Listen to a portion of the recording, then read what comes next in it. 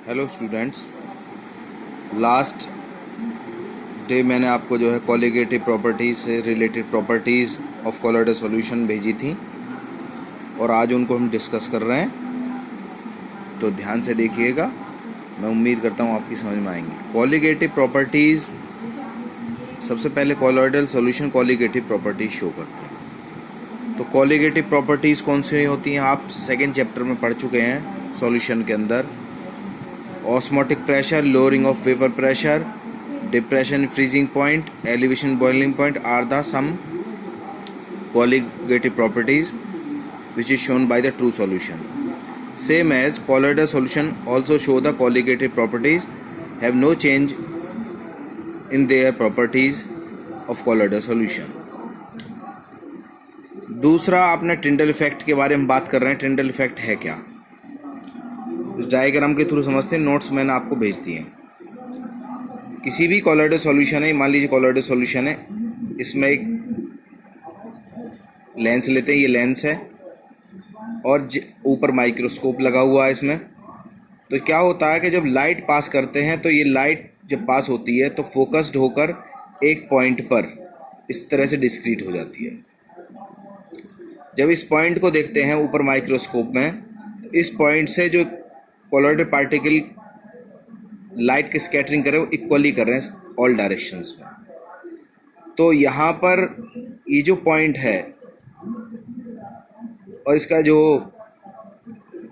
Effect है वो colloidal particle ये पड़ता है कि जो कोलोइडल पार्टिकल एक साथ स्कैटरिंग शो करते हैं, जिससे कि लाइट जो है आपकी स्कैटर्ड होती है। लेकिन ऑल सॉल्यूशन अगर आप इसे विदाउट माइक्रोस्कोप देखेंगे तो उसमें कुछ भी नहीं दिखता। तो माइक्रोस्कोप से देखने पर आपको दिखता है कि कोलोइडल पार्टिकल लाइट को स्कैटरिंग कर रहे हैं।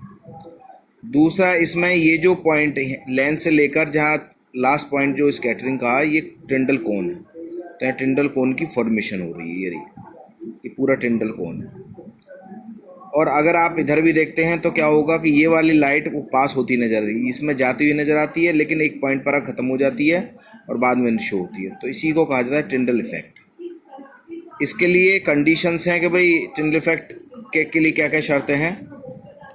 तो सबसे बड़ी शर्त क्या है कि इसके पार्टिकल का साइज जो है वो लाइट की वेवलेंथ से आपका कम होना चाहिए, डायमीटर इसका ज़्यादा नहीं होना चाहिए।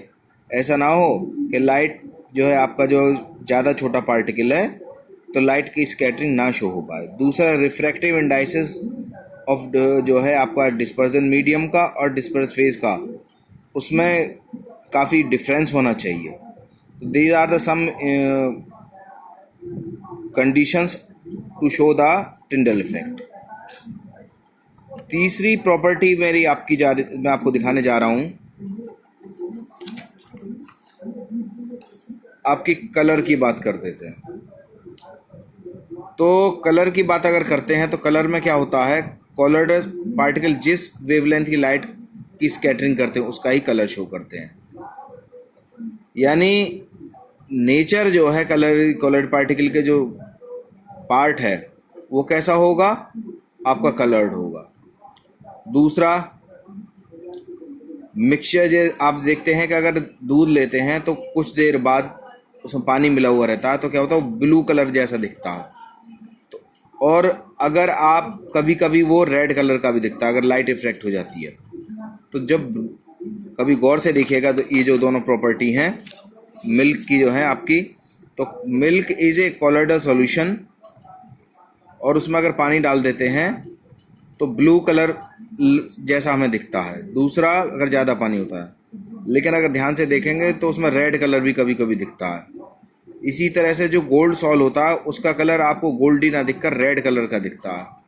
तो ये किसकी वजह से हो रहा है, ये पार्टिकल के साइज की वजह से हो रहा है। तो ये the colour of the colloidal particle depends upon the wavelength of light scattered by the dispersed particle. तीसरी प्रॉपर्टी, फोर्थ प्रॉपर्टी आती है ब्राउनियन मोशन। एक वर्ड में एक्सप्लेन कर देते हैं। अगर ब्राउनियन मोशन की डेफिनेशन आती है तो आप कहेंगे zigzag movement of colloidal particle is the Brownian motion which is responsive to stabilize the colloidal sol. वो कोलोइडल पार्ट सॉल को स्टेबलाइज करने के काम आता है। तीसरी प्रॉपर्टी आपकी charge on colloidal particle. Charge के बेस पर कोलॉइडल पार्टिकल आपके दो तरह के होते हैं, पॉजिटिव चार्ज पार्टिकल और नेगेटिव चार्ज कोलॉइडल पार्टिकल। इसके बारे में मैं नेक्स्ट ज़्यादा डिस्कस आगे करूँगा, तो ध्यान से देखिएगा, आपकी समझ में खूब अच्छा आएगा। Thank you very much.